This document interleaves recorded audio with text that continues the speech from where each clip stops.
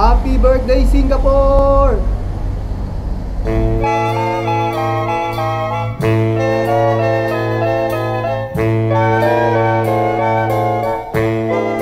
I'm just a country boy. I guess people like you don't like to fool with country people like me.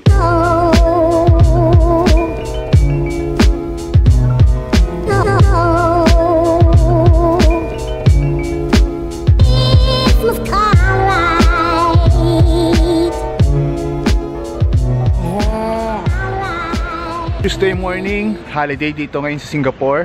It's a national day, kaarawan nila, 51st. I'm here in one of the Pokestops. Maglalakad-lakad. Tingnan natin kung ano yung itsura ng Singapore kapag holiday. Manghuli na rin ng Pokemon. Tara!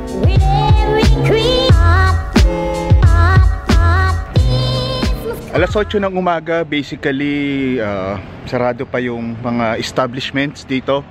At malamang yung iba hindi magbubukas dahil nga holiday. Dun sa mga playground, wala masyadong tao. Malamang puyat. Kakahanap ng Pokemon kagabi. Ito yung paborito kong Pokestop.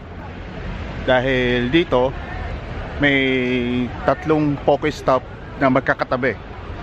Kaya madali kang makapag-refill ng mga items.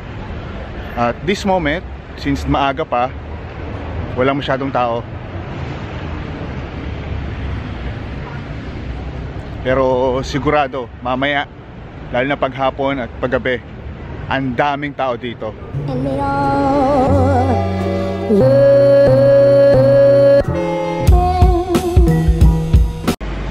Tapos ng paghahanap natin ng Pokemon, ngayon papahinga, mamaya alis ulit.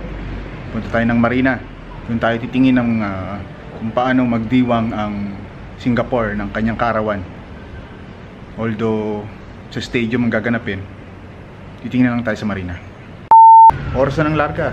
Punta tayo ng Marina para ipagdiwang ang kaarawan ng Singapore. Sana may fireworks nga doon.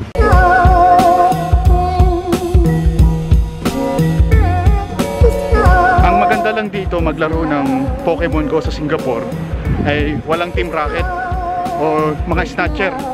Safe na safe ka maglakad kahit hawak mo yung telepono.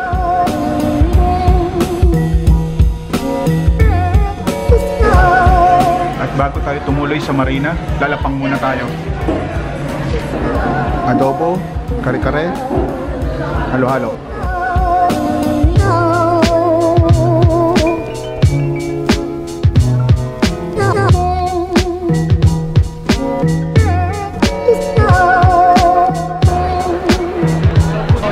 Hello, dito tayo ngayon sa Marina Bay. Since na holiday, maraming tao, maraming mga banyaga at mga lokal na nakatambay dito. Dito araw-araw may mga taong nagja-jogging, nagba-biking, nag-stroll. Dito ayos din mag-banding mga pamilya at mga tropa, mga barkada. Marami ang nagta-selfie. Marami nagpapakuha ng picture using this background dahil nga maganda.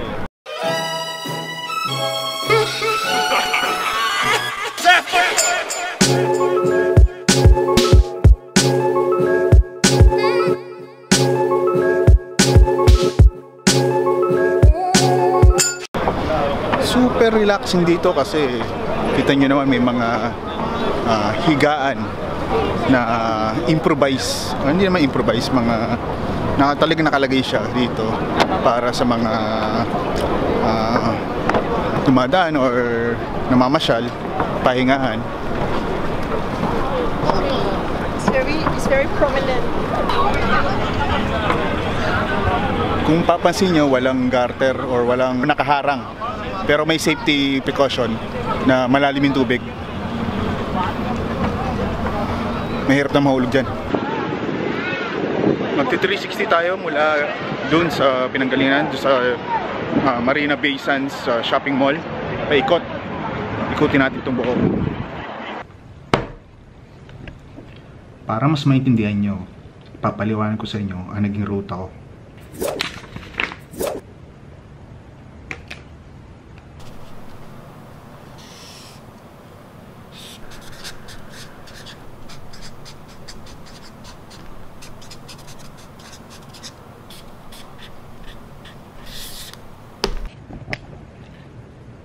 Basically,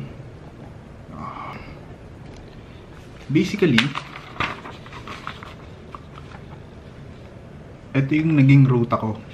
So, mula sa Marina, pumunta ako sa Fullerton Hotel. Pumunta ng Merlion, tumulay, pumunta ng Esplanade, tumaan ng Makansutra, tumaan ng Youth Olympic Park, tumawid sa tulay, at bumalik sa Marina. Hindi ko alam kung gaano kalayo yon, pero pagkatapos ng sakit ng binti ko, balik sa vlog. Dito, kapag nainitan kayo, hindi nyo na kailangan maghanap ng mall. Dahil na kung ang mall medyo malayo, sa natatayuan ko, punta ka lang dito. May malaking electric pan silang nilagay. Yan. Hindi lang isa, kundi 3.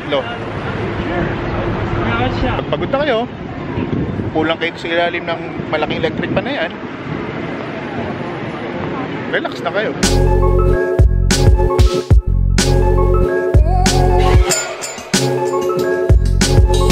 Cool, di ba?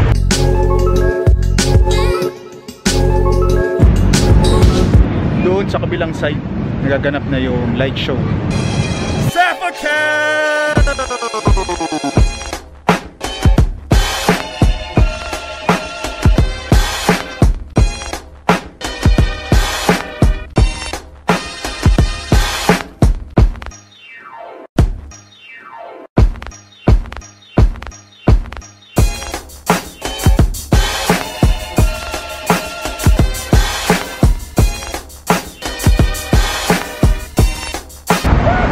Sa likod ko, yung nag-iisip o tinatawag nilang The Tinker. Siyempre, maraming kumukuha rito. Maraming picture. This side is mga bar where you can eat and drink. Mostly is mga seafoods ang siniserve nila rito. Guys, may gusto kong ipakilala sa inyo. Sikat siya sa Singapore. Ang pangalan niya, Merlion. Usually, the best spot para makakuhanan yung Merlion is this spot.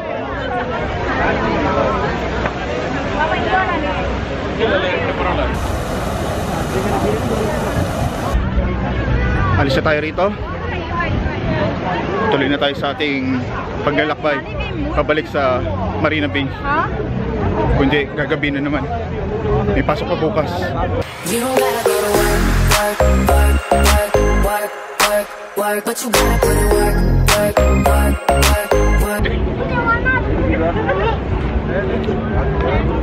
Marami ring mga Pilipino. Maraming Pilipino talaga rito sa Singapore. Trabaho or lakwatsa, marami rito.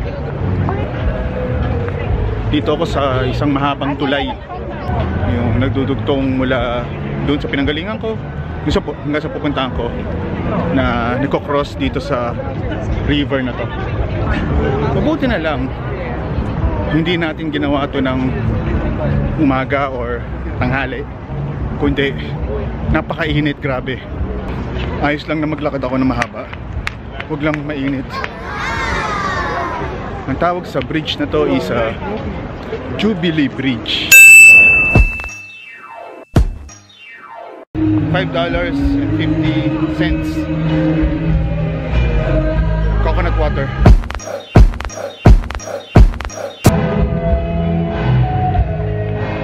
Just now, yung tinawid kong tulay, yung nasa likod ko,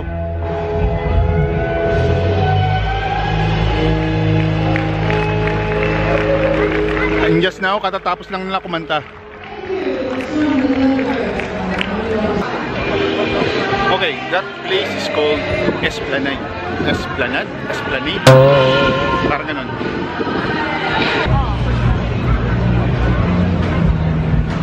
Ito yung Makan Sutra place, kung saan yung mga pagkain is mostly is mga local foods.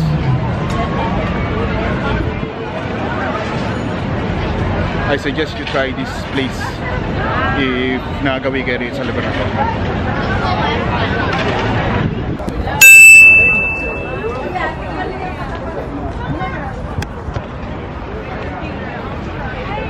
Galing ng pagkakagawa ng tulay. Very innovative. Saka malawak siya at maliwanag. Walang nakatambay sa gilid-gilid. Wala nagbebenta. Wala ring snatcher. Alongside ng bridge na to is merong parang stop na kung saan maganda yung location niya for photoshoot, which is yung background mo, Art Science Museum and the rest of the river. End of that bridge is this mall. Nasa Marina na tayo.